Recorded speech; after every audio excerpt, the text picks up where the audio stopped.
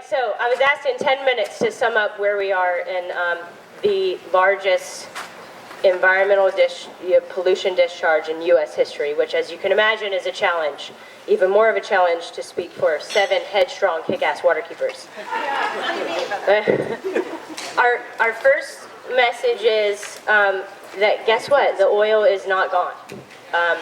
It did not just magically disperse into thin air.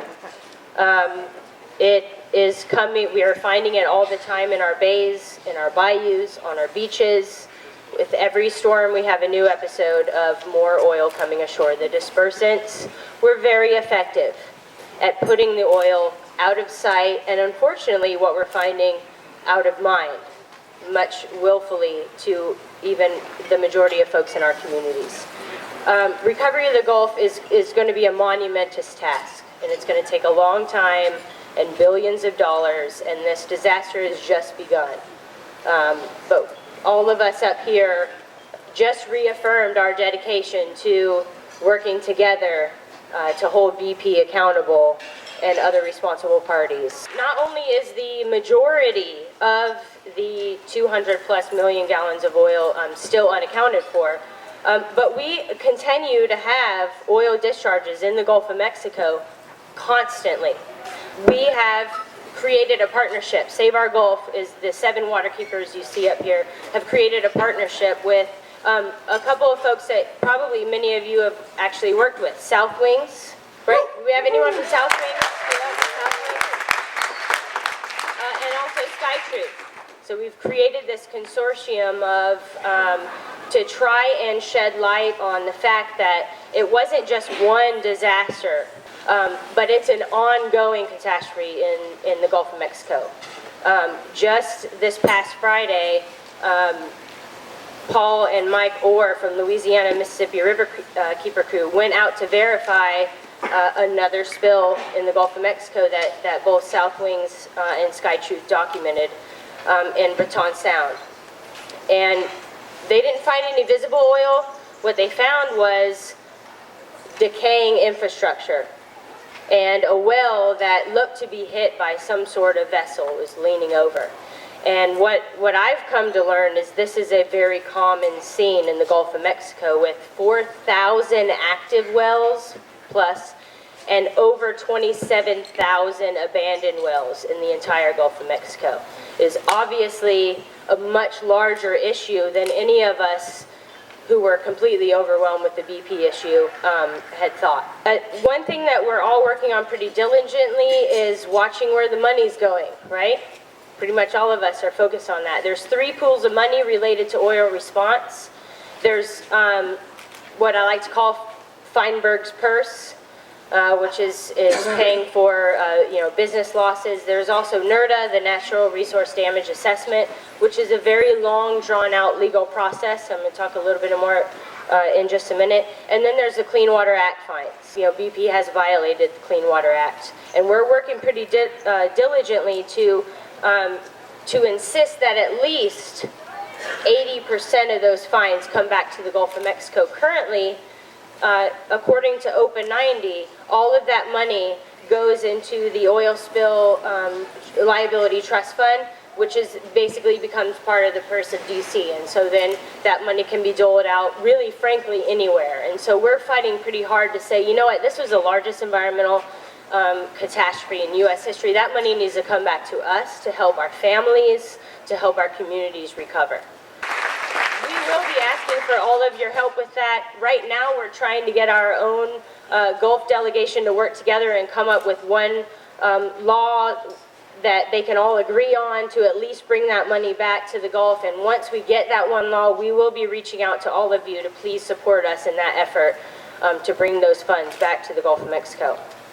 We're also watching with a hawk's eye about what exactly is restoration. So that other pool of money that we're looking at, NRDA, is going to be spent on environmental restoration. And probably everyone in this room could come to a general close consensus to what environmental restoration is. But what we have learned is there's a lot of other ideas about what that restoration would be. The truth is this catastrophe was a huge environmental catastrophe, but it was also an economic catastrophe. Just the perception of oil on Florida beaches was enough to send our already struggling economy, and not just Florida, all of our beaches, in a tailspin. So we acknowledge the fact that there has to be some economic development at the same time as economic restoration. But what we're saying, which we hope all of you are saying in your communities, is environmental restoration is economic restoration, right? We are dependent upon clean water and healthy communities for our economic comfort. And so we're trying to push that message. Another issue which is growing constantly that has really been pushed to the side for the past year and a half is the human health issue. It's occurring most visibly physically around the Louisiana waterkeepers who bore the brunt of the ecological catastrophe, but it's also occurring across the entire Gulf of Mexico with depression and emotional family issues, with the strain of what we have seen from this ecological and economic disaster. We've just learned that the National Institute for Environmental Health Sciences is doing a Gulf-wide study of 55,000 people throughout the Gulf who are involved in the oil spill, which is a huge win for the people of the Gulf of Mexico.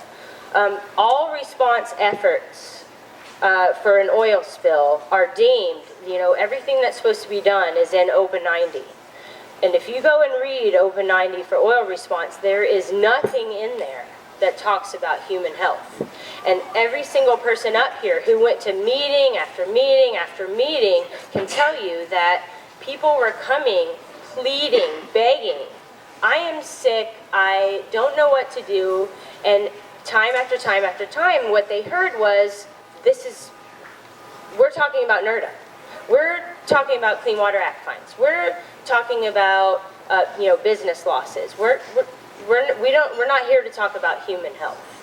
And what we realize is that there has to be some sort of avenue for those that are concerned about human health to go to. And so we're hopeful and fighting for any changes to Open 90 to include human health, because I don't think anyone under this tent can separate ecosystem health with human health, right? We're all part of the ecosystem, so it shouldn't be separate.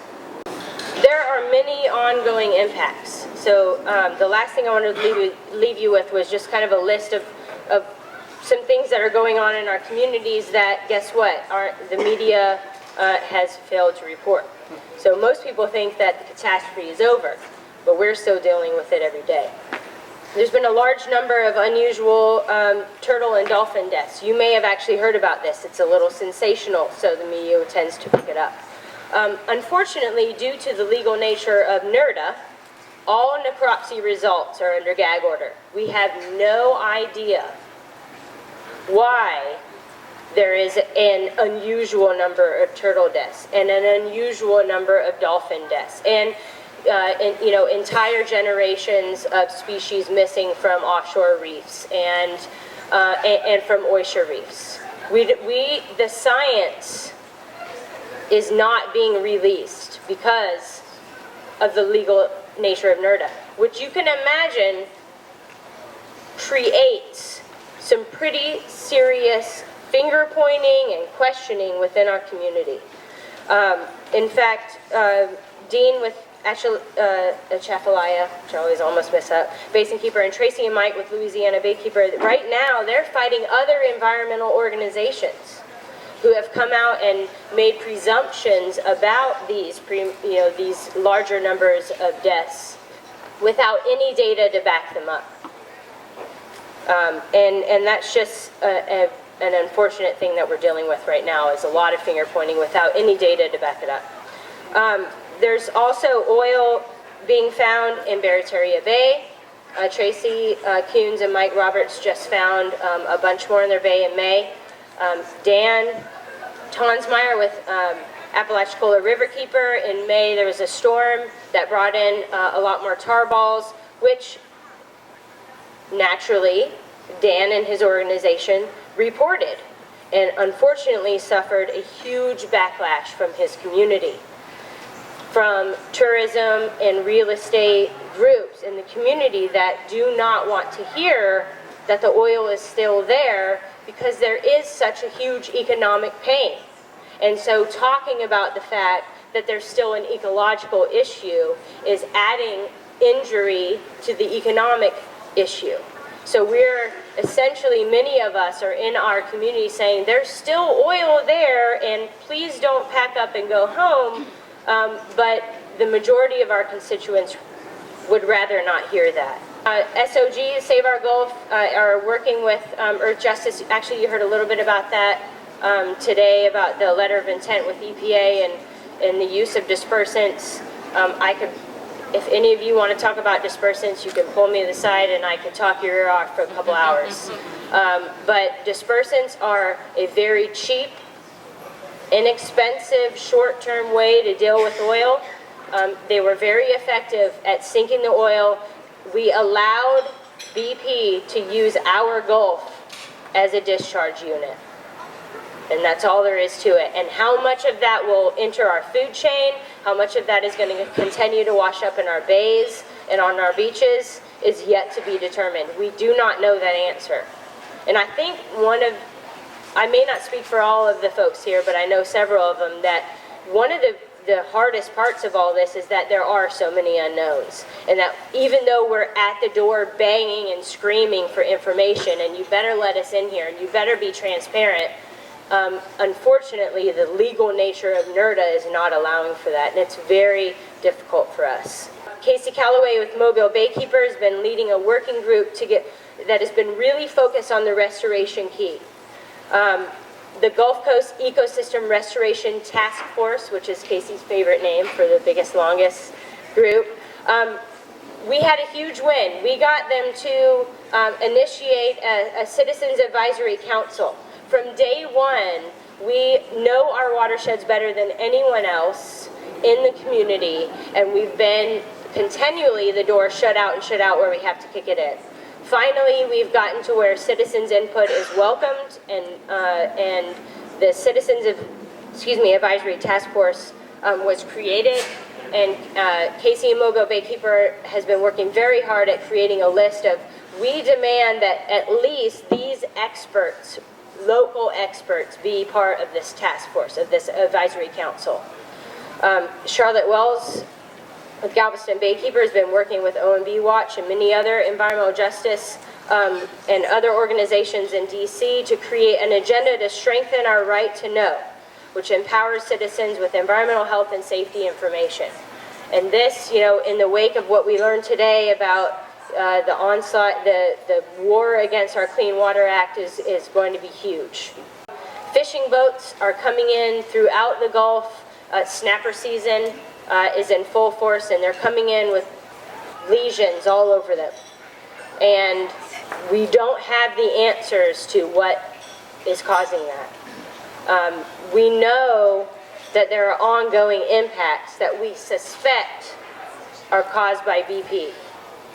And you can be sure that the industry, not just BP, but the industry has band together and is hard at work to disguise and confuse us at every turn. And if any of you are out there wondering,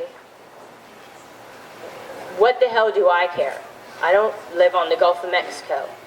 This is the largest environmental pollution discharge in U.S. history. And if BP gets their way, if they win this media war that we are fighting like hell to not allow them to win, I want you to imagine what it's going to do in your community. What kind of power it's going to give to the industries in your community. If we allow the largest environmental discharge in U.S. history to be swept under the rug as no big deal, which BP is well on its way of trying to do, it's going to impact all of you. The last thing we wanted to do was ask you to help us beat them. We've got to beat them. We've got to demand resilient, sustainable communities, and we have to keep fighting for fishable, swimmable, paddleable, snorkelable, diveable, wadeable, drinkable, smellable, and others. right? Clean water and healthy communities, that's what we're all here about, and we can definitely use your help. Thanks.